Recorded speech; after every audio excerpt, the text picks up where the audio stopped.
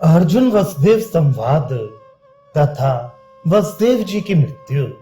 वैशंपायन जी कहते हैं, राजन, दारुक ने कुरु देश में पहुंचकर महारथी पांडवों से ये समाचार कह सुनाया कि समस्त यदुवंशी आपस में मूसलों की मार से नष्ट हो गए। वृष्णि, भोज, अंधक और कुकुर वंश के वीरों का विनाश सुनकर पांडवों को बड़ा शोक हुआ। उनका हृदय आतंकित हो उठा। श्री कृष्ण के प्रिय सखा अर्जुन को तो सहसा इस बात पर विश्वास ही नहीं हुआ। वे तुरंत अपने मामा वसुदेव जी से मिलने के लिए चल दिए। दारुक के साथ वृष्णियों के निवास स्थान पर पहुंचकर अर्जुन ने देखा कि द्वारका नगरी विधवा स्त्री की भांति श्रीहीन हो रही है। भगवान श्री कृष्ण की 16,000 रानियां अर्जुन को देखते ही बिलक बिलक कर रोने लगी। उनका आर्तनाद बहुत बढ़ गया। उन पर दृष्टि डालते ही अर्जुन की आंखों में आंसू भर आए। पति और पुत्रों से हीन हुए उन अनाथ अबलाओं की ओर उनसे देखा नहीं गया। द्वारका नगरी और श्री कृष्ण की पत्नियों की ये दुर्वस्था देख अर्जुन फूट फूट कर रोने लगे और आंसुओं की धारा बहाते हुए पृथ्वी पर गिर पड़े। सत्यजित की पुत्री सत्यभामा और रुक्मिणी आदि पटरानियां भी अर्जुन के निकट आ जमीन पर गिर पड़ी और उन्हें घेर कर जोर जोर से रोने लगी। तत्पश्चात उन्होंने अर्जुन को उठाकर सोने के सिंहासन पर बिठाया और चुपचाप उनके चारों ओर बैठ गईं। उस समय पांडुनंदन अर्जुन ने भगवान श्री कृष्ण के गुणों की प्रशंसा करके उनके विषय की अनेकों बातें सुनाई और समझा बुझाकर उन दुखनी स्त्रियों को सांत्वना दी। इसके बाद वे अपने मामा वसुदेव जी से मिलने के लिए उनके महल में गए। वहां पहुंचकर उन्होंने देखा कि महात्मा वसुदेव जी पुत्र शोक से संतप्त होकर पृथ्वी पर पड़े हुए हैं। मामा की यह दशा देखकर आंसू बहाते हुए अर्जुन ने उनके दोनों पैर पकड़ लिए। वहां पहुंचकर उन्होंने देखा कि महात्मा वसुदेव जी पुत्र शोक से संतप्त होकर पृथ्वी पर पड़े हुए हैं। मामा की यह दशा देखकर आंसू बहाते हुए अर्जुन ने उनके दोनों पैर पकड़ लिए। वसुदेव जी ने अपनी दोनों भुजाओं से अर्जुन को खींचकर छाती से लगा लिया और अपने समस्त पुत्रों, भाइयों, पौत्रों, दौहित्रों और मित्रों को याद कर करके वे रोने बिलखने लगे।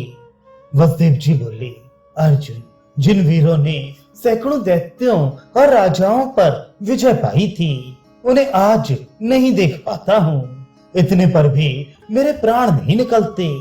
जो तुम्हारे प्रिय शिष्य थे और जिनका तुम बहुत सम्मान किया करते थे, वृष्णि वंश के प्रमुख वीरों में जिन दो को ही अतिरथी माना जाता था, तथा तुम भी जिनकी प्रशंसा के गीत गाया करते थे, वे श्री कृष्ण के स्नेह भाजन प्रद्युम्न और सात्विकी ही इस समय वृष्णि वंशियों के विनाश का प्रधान कारण हुए हैं।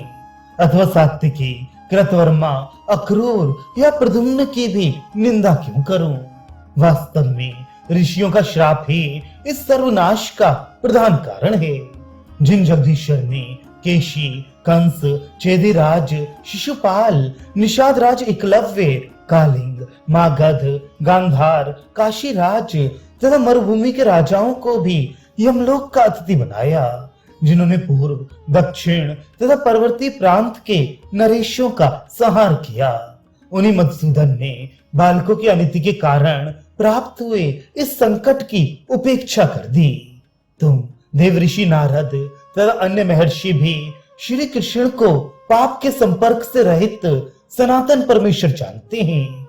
वही परमात्मा अपने कुटुंबों के वध को चुपचाप देखते रहे और सदा इसकी ओर से उदासीन बने रहे। जान पड़ता है मेरे पुत्र रूप में अवतीर्ण हुए जगदीश्वर ने गांधारी तथा ऋषियों के वचन को अन्यथा करना नहीं चाहा। अर्जुन, तुम्हारा पौत्र परीक्षित अश्वत्थामा के हाथ से मारा जाकर भी श्री कृष्ण के प्रभाव से जीवित हो गया। ये तो तुम लोगों की आंखों देखी घटना है। इतने शक्तिशाली होते हुए भी तुम्हारे सखा ने अपने कुटुंबियों की रक्षा नहीं की। जब पुत्र, पौत्र, भाई और मित्र सभी एक दूसरे के हाथ से मरकर धराशायी हो गए। तो उन्हें उस अवस्था में देखकर श्री कृष्ण ने मेरे पास आकर कहा, पिताजी, आज इस कुल का संहार हो गया। अर्जुन द्वारकापुरी में आने वाले हैं। आने पर उनसे वृष्णिवंशियों के महानाश का वृतांत सुनाइएगा। अर्जुन महान तेजस्वी हैं। वे यदुवंशियों का निधन सुनकर शीघ्र ही यहाँ आएंगे, इसमें तनिक भी संदेह नहीं है। जो मैं हूँ वे ही अर्जुन हैं, जो अर्जुन है वही मैं हूँ। अर्जुन जो भी कहें वही कीजिएगा। जिन स्त्रियों का प्रसव काल समीप हो उनके बालकों की रक्षा पर अर्जुन विशेष रूप से ध्यान देंगे और वे ही आपका और दैहिक संस्कार भी करेंगे। अर्जुन के यहाँ से जाते ही चार दीवारी और अट्टालिकाओं सहित इस द्वारका नगरी को समुद्र डुबो देगा।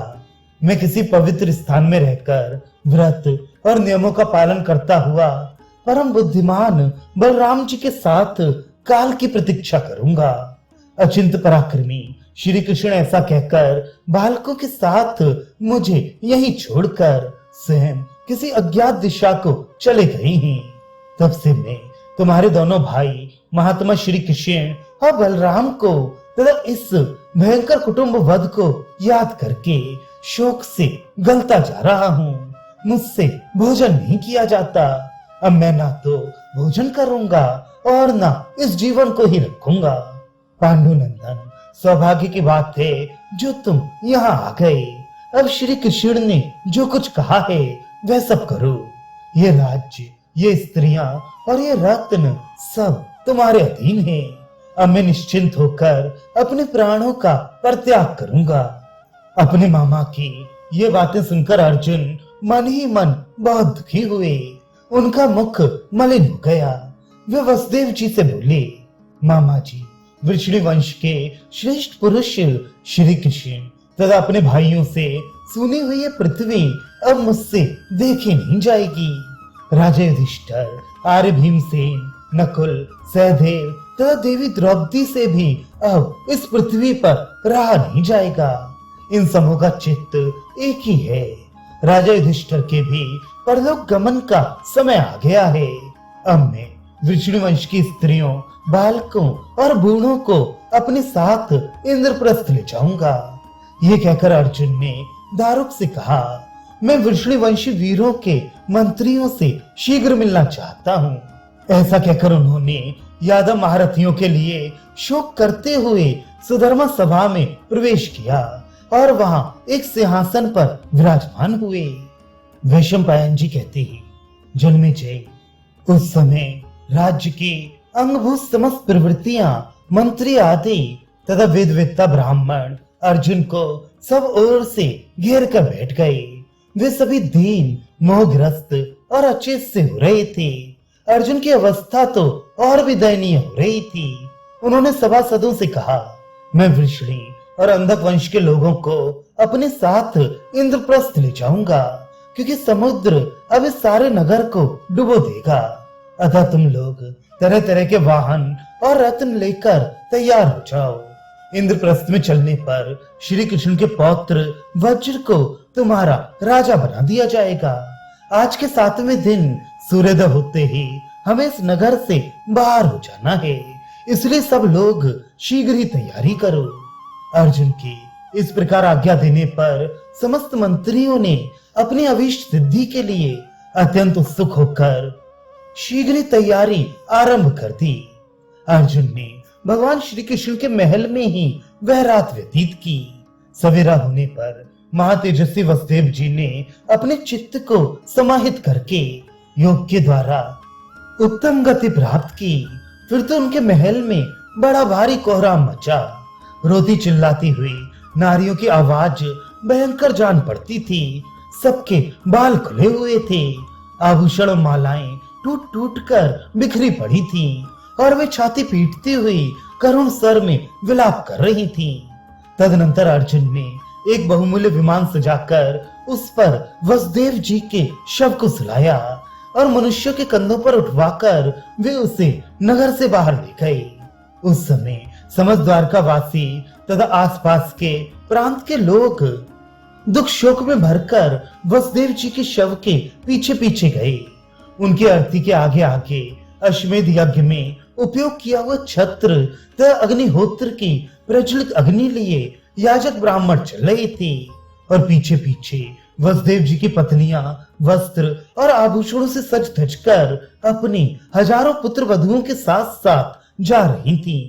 वसुदेव जी को अपने जीवन काल में जो स्थान विशेष प्रिय था वहीं ले जाकर उनका प्रतिमेध दाह संस्कार किया गया। जब चिता में आग लगा दी गई तो उनकी 4 पत्नियां देवकी, भद्रा, रोहिणी और मधुरा भी उस पर जा बैठी और उन्हीं के साथ भस्म होकर पतिलोक को प्राप्त हुई। पांडुनंदन अर्जुन ने चंदन और नाना प्रकार के सुगंधित पदार्थों के द्वारा चारों स्त्रियों सहित वसुदेव जी के शव का दाह संस्कार किया। तत्पश्चात वज्र आदि वृषणी और अंधक वंश के कुमारों तथा स्त्रियों ने महात्मा वसुदेव जी को जलांजलि दी। इसके बाद अर्जुन उस स्थान पर गए जहां वृषणियों का संहार हुआ था। उन्हें मरकर धरती पर पड़े देख अर्जुन को बड़ा दुख हुआ और उन्होंने ब्रह्म शाप के कारण एरका से उत्पन्न हुए मूसलों द्वारा मारे गए समस्त यादव वीरों के अंत्येष्टि कर्म किए। उन सबका विधिवत प्रेत कर्म करके अर्जुन 7वें दिन रथ पर सवार हो तुरंत द्वारका से चल दिए।